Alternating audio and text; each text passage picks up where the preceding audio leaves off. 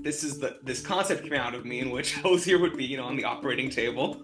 And though it's counterintuitive, music video in which the artist in it dies within the first 30 seconds, then continues to lay on an operating table for the remainder of it. That's what I wrote. Apparently, Hozier really connected with that, and it was almost immediately greenlit. And within a week, I was standing with him on set, shooting the shit.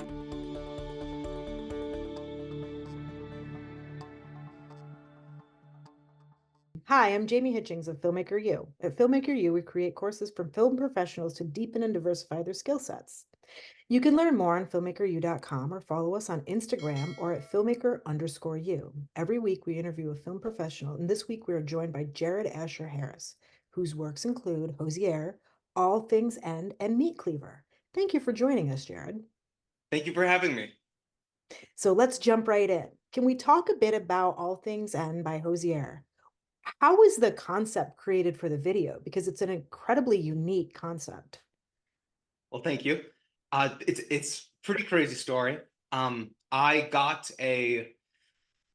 I got news that they were kind of my parents had kind of kept it from me until it was kind of like, officially we knew the state of things. But my parents informed me that my grandmother, who's a very big, as for a lot of people, my grandmother's a very big person in my life. Has been very instrumental in how I conduct myself in terms of life, but also business. She's definitely a mentor in that sense. And I found out that she was diagnosed with, I'm gonna say the wrong stage, but it was the stage before kind of like, things are at a loss here, colon cancer. So whatever stage that was. And I was kind of in shock and thrown for a bit of a loop there.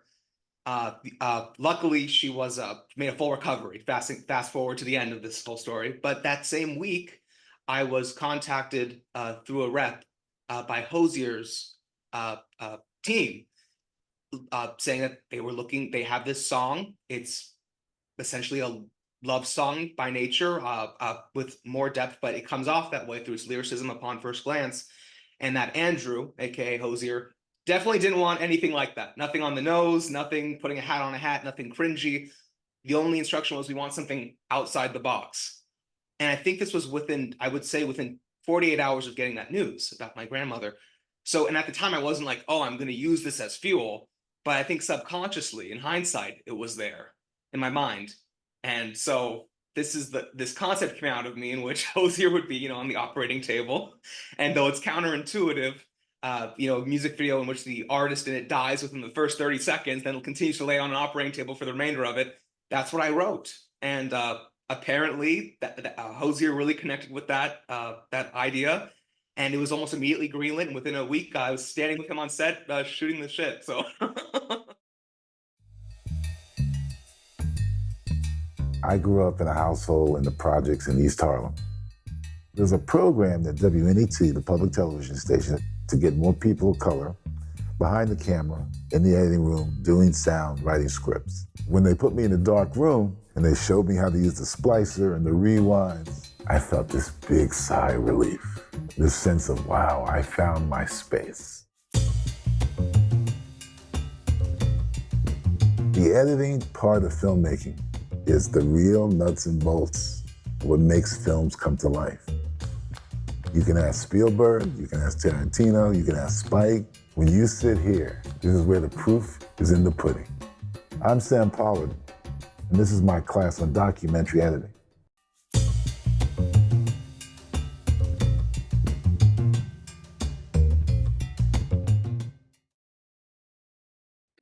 So how did you collaborate with Hozier to ensure that the video reflected maybe not musically what was going on in the song, but maybe the personality of him or kind of what they wanted out of it?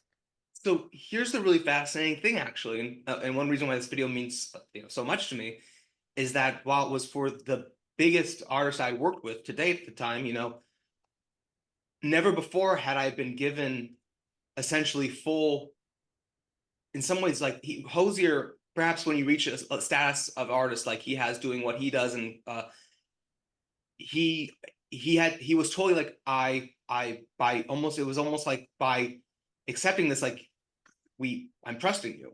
There was the only note I had was at the end originally when it's this reveal where he's like performing no longer on the operating table. I was gonna have him standing on top of the operating table, but they said, he's already 6 foot something, so he'd probably be too tall at that point. But aside from that, there was really no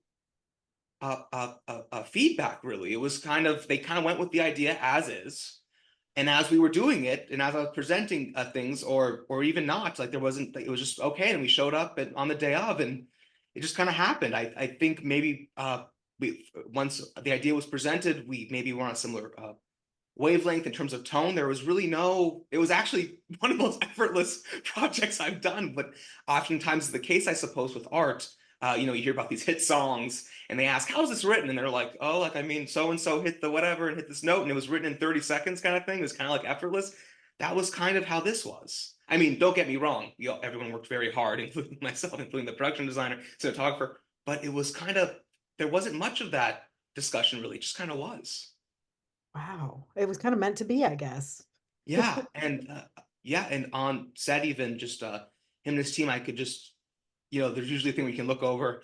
I haven't had it the other way yet, fingers crossed. We can look over at them looking at the monitor and you can tell how the spirit of the room is, and they were very pleased. Was there any specific films or art or other music videos that influenced your direction? Well, in terms of just in general, and there's nothing specific. I think I have perhaps a strange fear of uh, copying or being whatever. So I always try to like just be almost like blindly like not look anything up, just write. But it goes without saying, there's a very a musical edge to it, especially once things like really start getting surreal halfway through. So I'd say musicals in general Mhm. were very much that kind of inspiration. When I was collaborating with the choreographer Jillian Myers, who's legendary. Everything from La La Land to other Hozier videos, like just she's incredible. Like even just like for some reason, like I imagined like the nurses would be dancing, right, and then but also circling around the table, and I was like, oh, it should kind of look like what's the word sequential swimming? What's the word when they have those old films where they had the caps on and it'd be Yes, overhead and they're performing? synchronized swimming. Synchronized swimming. So Mhm. like I was like stuff like that. I was like, it should be like that. And then we have the shot from above that kind of feels like that. So Mhm. yeah, I would say just going all the way was the inspiration. And You're kind of music. channeling your inner Busby Berkeley, like Yes, yes, like yeah. parade and things like that. Yeah, yeah. Things like, or even like, a Chicago, things where you're hyper aware that you're not see, I like non-verbally breaking the fourth wall, making it very clear you're watching a performance. Mhm. So there's that kind of shift from it feels like an episode of like Grey's Anatomy or whatever to all of a sudden it feels like you're watching like the spotlight goes on. So I think that was a big part of it. Like really just let's take it all the way from this very serious cinematic tone to something very theatrical.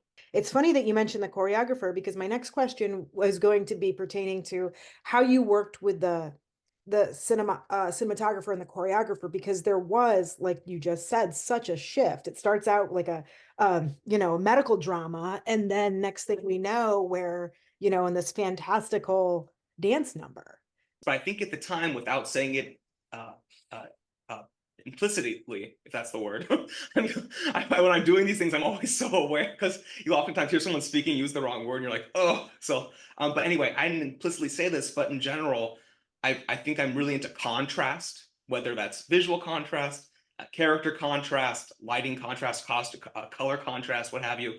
So I think the goal was there it would go from there's a lot of locked off kind of shots or slow kind of like pushing in to all of a sudden it's totally all the dancing parts are on a steady cam, totally free and free moving. And uh I just I don't know if I had talked to a choreographer once or just I had assumed this would be the case. I somehow was aware of the fact that a lot of times choreographers would do a lot of work to really put together a beautiful performance, and then the director or cinematographer or the editor just totally like disregard it and mess it up and hide it and whatever. So I told Jillian, we're gonna see everything. So like what I mean, like everything that you have, it's good. So don't feel like any one part is less important than another. So in the cinematography, even if it's like we're going from one to the other, we're seeing everything, the background dancers, the foreground dancers. So I think that was the main move. I want to somehow keep it intimate, yet we need to see everything. So that kind of, I guess, balance. There was really no rehearsal with the cinematographer. And see, I feel like in some ways it's more boring than I wish it was. It just kind of all clicked. But at the same time, it went so well. That's what even kind of, obviously I was directing, so I must have thought I'm somewhat meant to do this. But that experience really kind of solidified that, because it did go so well. And I think, and people were telling me, things don't usually go this well. And I don't know how much of it was luck, but also how much of it is like, how I like to approach a project. So I am a post-production professional by trade, and Oh, I'm curious that's my how background. yeah, I think editors make the best directors, but that's my Hopefully. Fingers crossed. right. So congrats for you. How did you collaborate in the post-production process? I mean, you had all of this, like all of these gems from the cinematographer, excuse me, from the choreographer, and kind of this mood shift in the story of the video. How did you work with the editor? So I am the editor. I didn't realize that. Oh, Yeah. wow. So that's the thing too, because my background was in editing, and I kind of discovered I make the joke I was a closeted director, not because of my sexuality, but because of my professional ideations. And I, to be honest, it's gotten to a point with the editing, and you edit too. That's what I'm getting right. It's kind of gotten to the point where I guess I could discuss it, but at the same time, it's so second nature. In fact, I'd say it just happens. I don't know. I would say though, I do definitely, because of my love for musicals, for music videos too, growing up. I think it's definitely music driven without being too on the beat. But Mhm. I will even listen to like little, especially with that song, there's little things where you even hear like sometimes like little, I think there was like a orchestra instrumentation. You can hear kind of some rattling. I don't know if it was a stand where the music sheet was or what, but just even every little sound or beat or like a on the bass or whatever when they're sliding. I use all of those as cutting points, which kind of give, and also, match cutting with keyframed movements. So we'll have a locked off shot, but then but then from a steady cam or whatever, but then I'll add like just a few keyframes of at the very start. That's, I guess, no one even noticed, but all of a sudden your brain buys it that this is content. That's good continuity. Mhm. So I guess that was it. I definitely, of course, the product should be good enough that I think I don't do invisible editing. I think it's you feel the editing, but I think sometimes the content is so, I guess, hopefully powerful that you don't notice the editing. So I guess Mhm. it's very like dramatic in its, Yeah. yeah, I think, yes, I think the editing, it's definitely not invisible editing, but the editing aids to the look and the feel of the yeah, story you're telling. yeah. Yeah, but yeah, it was edited very well. So Thank congratulations. you. I didn't realize you edited And it's it. an interesting thing. So it's actually a question I could ask you. I am going down my goals, directing and pursuing that. So it's not like I have a complex about it, but when on these videos, I'll color grade a lot of the time. I didn't color grade this one, but I'll color a lot of the time, and I'll like edit. And I just say directed by, because I feel like, you're already, it's like, what more could I want? Like, do I really need the, Do I need multiple. all the Yeah, accolades? yeah, Yeah. yeah. Like Yeah. my name's already on the video. Do I really need to also like remind people? Like, you know what I'm saying? Like, but then when I talk to someone like yourself, who like, and that's kind of person like I vibe with, like post people, that's like my fave. You know what I mean? It's kind of like, oh yeah, by the way, I edited it. Yeah. So I appreciate you saying that. Oh, good. I'm happy because I was really happy with the editing, and I was like, oh, I gotta ask him about how he Oh, cool. collaborated. So that's awesome. You collaborated with yourself, which is the best person to Yeah, yeah. collaborate. I want to ask you, I want to talk to you a little bit about Meet Cleaver, if you don't mind. And Please. I looked on your IMDb page, and you wrote it and directed it. Did you edit it as I well? edited it too. Okay, triple threat again. Yeah. So what's can you tell me a little bit about the process of kind of almost like soup to nuts, seeing it from pre-production to production to post-production? Can you talk about that a little bit? Yeah. I in somewhat, for like a director, I went a little bit in reverse order. A lot of people will go like I went to Emerson College. A lot of people will make short films, and I did stuff with like some high school friends growing up. But aside from that kind of stuff, I never actually directed, or for sure I never wrote a short film before, other than like a claymation film or two I made when I was like, 13. So that was a really, and I kept getting told, like, Jared, if you want to be a director, you can't just have music videos. You got to make a short film. You got to make a short film, or you got to even make a feature film. So finally I was like, okay, well, I'm going to wait until it feels right, because I'm not going to, you know, and just, I was under the weather, or recovering from something. I have some chronic health stuff. And I was like, kind of locked in my room, like just like recovering. And I just like, I got final draft, and I started like thinking about like, naturally I can explain why if that's something that's interesting you can follow up with, I things about death, not in in like a lighting candles with a pentagram on the floor way, but I've always had a very, something about death. So I was like, okay, something about death and not knowing about death, something about like, and like whatever. And then for some reason there was the idea of someone not knowing they're dead, and then the line hunt, like originally it was honey, comma, you have a meat cleaver in your head. And then and so that was like kind of, and that was, I changed the line, got rid of the honey, but I had that line. I'm like, oh, I really like that line. And in part, and also let me know if I'm rambling too much at any point, please. uh, I, I always find that or at least this is a theory, what do I know? But I think the best stuff sometimes has that like, when it's an easy sentence to describe. So when people say, oh, did you see that music video with the dancing nurses on the operating table, whatever? Or did you see the movie with the guy whose head explodes and then all of a sudden like the room turns into a, instead of like, did you see the movie? It's like an office drama. It's with that so-and-so actor. I like when it's like a very, so I like the idea of, did you see the short film about the girl and like whatever, and there's a meat cleaver in her head the whole time and she has no idea. I think that's like that's a cool thing, right? So I kind of wrote it around that line, and the rest kind of just came together. I wish I had more. I know I wanted it to be funny, yet I was always a people in the past, like, not like I'm always told this, but I've said, oh, you should do like writing or stand up or whatever. But I've always been like, no, no, no. Because I've always thought, I always assumed at least, I had a really weird sense of humor that like wasn't like very like palatable by the masses, so to speak. But I was like, you know what? Let me go for it and see if it works. And I started sharing it with some people who aren't like close friends or anything, but like people who like, maybe I would assume wouldn't have my sense of humor, who were in production, whatever. And they're like, this is really funny. I was like, Mhm. oh, okay, that's interesting. And yeah, and then just it kind of went from there. That was really, it just kind of all came together. I gotta find more interesting ways to answer questions like that in terms of the writing part at least. Because Mhm. yeah, and that was also my first time I wrote a script, so I didn't have anything to compare it to. I Yeah. knew I wanted it to be really different, but at the same time, I wanted it to be very clear and risk any confusion of what's going on, and like what's more, ingrained into us than the idea of heaven and hell. Just like on like everyone has, even if you're not religious, the idea of there's heaven's one thing, hell's the other thing. That contrast, if you will.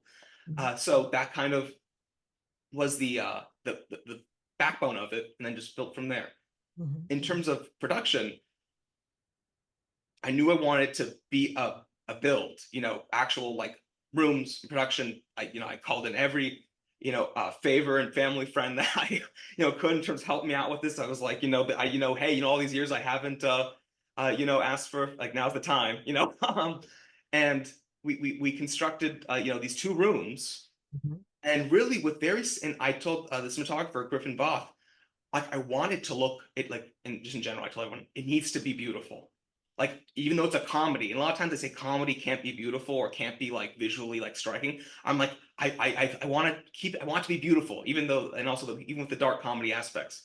So, I told them very simple coverage. I want Mhm. just very simple, over the shoulders, whatever. Let the characters and their uniqueness and the performances and the writing and the production design, let all that shine. The camera's more there almost incidentally in some ways. Almost like an observer. I noticed that too, that it was really more about, it's almost harkens back to like physical comedy. Like even though that wasn't necessarily Right. comedy, but like the camera setups Yeah, were. yeah. That's well, and yeah, and it's funny because like the earlier question I answered, it's not until hindsight that I can really, in hindsight, analyze myself. I'm like, oh wow, and I think it does. I think view like observing how people interact, especially people with such contrast. For example, a very stoic and composed woman and a very anxious and confused woman, or like a guy who's totally hype, like been through this a million times, knows what's going on, is sick of it all, and some guy who's just very slow and like confused and like whatever. I like seeing how these totally, butt heads. I think not to keep repeating it, but that contrast I think is something. So yeah, and it being a fly on the wall for that kind of conversation, how that would unfold, and us being like, why don't they just tell like it's easy for us to say this would be so much easier if they just like we're just told each other up front what's going on, whatever. But we don't do that. No. It's in terms of the heaven thing. People don't do that. Or they don't think to. I don't know if we can always, if we're if we're observing, we can always say, why don't they just do this? But when we're in it, it's like we don't know. It kind of goes over our head what the other person needs from us. So that was the idea with heaven. It's like you could yeah. So that fly on the wall, observing people interact. Post production, a similar thing where it's just letting it flow. Continuity, knowing how long to hold, like everyone talks about, and also learning to cut as much as you can. Many lines, many jokes were cut out, ones that were funny too, but they didn't do anything. Obviously the actors were very upset by this, but there was like, some back and forth stuff. But also knowing when to like I think really, it's funny, while in the past the problem was things were too long. I think now the issue is we cut too fast, and I'm very ADHD. I love cutting fast, especially a lot of my music videos and stuff. But also like being like, no, we should hold this for a really long time because it's awkward and really funny, especially in a theater scenario. Like a lot of things like that, for some reason, those long shots when you're in a room full of people really hold well because like again, this is all just me, like I think theorizing, whatever. I think there's like that collective awkwardness that makes it all the more funny. So stuff like that. Yeah, that's I think does that answer the question? Yeah, no, it definitely does. I enjoyed the tempo. I was gonna remark on the tempo of it. I enjoyed the tempo of the edits. Oh, Editing awesome. comedy is not very easy. Like it's not, because it's not necessarily rhythmic editing. So it's kind of different. So great job. And you actually answered my other question, which was what you wrote. Did it end up in the final, which you said that it didn't because you had to cut a lot, Yeah, there was a long monologue at the very start that was like this one shot of just God talking, saying all this stuff, and that was gonna cut, but it was just so long. And I was thinking even at film festival, people who screen them to be shown, like opening up on immediately this very aggrandizing long monologue, like something about that kind of like, I don't know, hit my cringe meter, so I got rid of that. And then there was like some discussion between Satan and the murderer, just like that. We're making like that was casual talk. That would be casual talk like of hell, like as if you're saying like, oh yeah, like last week I was golfing with Hitler, like that kind of stuff. Where I was like, oh, but we don't need it. Like, you know what I mean? It's like we get it. I don't need to like at that point it'd be like, I just don't want, as a director or writer, or hopefully we'll see how this whole interview comes across. I don't want to be obnoxious. So I was worried at that point it becomes obnoxious. So yeah, anything that I felt would like spark the cringe meter of, ooh, like a first time filmmaker making a thing, I omitted. Probably one of the smartest things I've ever done for my career. It gave me all the tools that I needed to be able to jump into a new career. Getting myself into a mindset, thinking like an editor, and being around people that I can talk to on that level was really invaluable to me. A lot of the things that I learned from that class, I still think about. I loved the classroom. I loved the computer stations. We built a sense of community. And it also instills a lot of confidence in you to take that and go out into the world. After I took the class, I felt very prepared to take the next step. I owe Manhattan Workshop the career that I have right now. Things have been going great, and I really have the Manhattan Workshop to thank for that. So I have one more question for you. And what I'm going to ask you is, what's your guilty pleasure film or TV show? It's like your go-to movie or TV series that you watch. It can be new or old. It doesn't have to be anything contemporary if you don't want it to be. Okay. And I love this question because I love bringing this film up. Okay. It's called Repo, the Genetic Opera. It was directed by Darren Lynn Bousman, who was the director of Saw 2 and 3. He kind of had such success with those films that Lionsgate, and some investors, there was investing involved too, but kind of for like, hey, like, what do you want to do now? And Darren Lynn Bousman was always like, I want to make a musical, and after Saw 2, and they were like, oh, I don't think so. But then he made Saw 3, and that went really well. So it was originally like a black box stage production in LA that did really well. And Darren Bousman, who was just a young kid at the time, was directing the live show before he even made Saw. And he told the guys, hey, if I ever become a director and I make it, we're making this into a movie. So then that happened. And it's a rock opera with Paris Hilton's even in it. Sarah Brightman from Phantom of the Opera is in it. Anthony Stewart Head from Buffy the Vampire Slayer's in it. Alexa Vega from Spy Kids, the girl, she's in it. It's just that, and it's such an inspiration to me, this film. Repo the Genetic Opera. Everyone should watch it. I'm going to write it down. I'm going to check it out. I've never even heard of it. So I'm super excited. I like musicals as well. So Oh, awesome. check it out. You have a favorite? It goes back and forth. This is going to sound, contrived, but I have to say the king of all musicals is Singing in the Rain. Yes. Yeah. The Technicolor beauty of the whole thing and the goofiness of like the story of transitioning to sound. Like I absolutely love that musical. That I think is very in of itself, very even from the time, like a lot of times we think that, like kind of that meta kind of commentary stuff, like that hasn't been a thing until lately. But it's really funny. It's like, no, it's all relative. Like, I'm sure, like, I think I never thought of this before, but I wonder if like pilgrims were making fun of like cavemen. You know what I mean? Like, I like look in hindsight, like, we never really think about this. Like, you know what I mean? Like, so anywho, we don't think of the concept of a meta movie being until kind of later in filmmaking, but it's always, I think, and which is my favorite type. So anyway, that's a great Singing in the Rain, obviously classic for, but even that alone, just like, instant. Yeah. Oh, if you want something more recent, I would have to say Cannibal the Musical by the guys that did South Park. Have you ever seen that? I haven't seen it. Cannibal the Musical. Is it a film? Yeah. Yes. I feel embarrassed. Very South Park. It's very South Park. So if you enjoy South Park. I love South Park. Yeah. I think they did it when they were still in either right out of college or right before they graduated. Oh, was this before or after the original short? Do you know? Like there was before. the South Park short. Right before. Wow. Okay. Yeah. So you might want to check it out. I gotta look into this. Yeah, do. Okay. Thank you so much. That's it for this week. You can check us out at filmmakeru.com or follow us on Instagram at filmmaker_u. I'm Jamie Hitchings, and thank you so much, Jared Asher Harris. I really appreciated talking to you.